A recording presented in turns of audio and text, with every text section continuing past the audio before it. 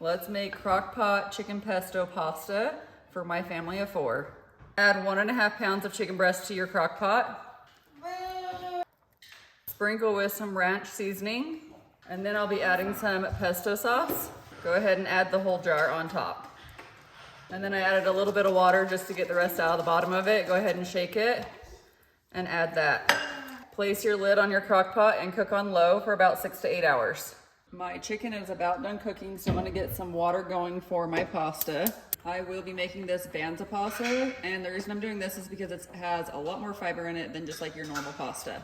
Now that my water is boiling, I'm gonna add my pasta, and I will cook this for 6 to 8 minutes, and I always try not to overcook it, otherwise it will be soggy. While I have my pasta cooking, I'm gonna go ahead and shred my chicken. So I just go ahead and take a fork, and it should just fall apart pretty easily.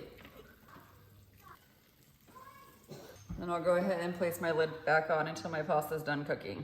So when you cook this pasta, you will notice this little film on top. That is completely normal. So now that this is done cooking, I'm gonna go ahead and drain it. And then I always rinse it in cold water after I drain it. I'm gonna go ahead and add my pasta to my crock pot. And then I will mix this with the chicken pesto.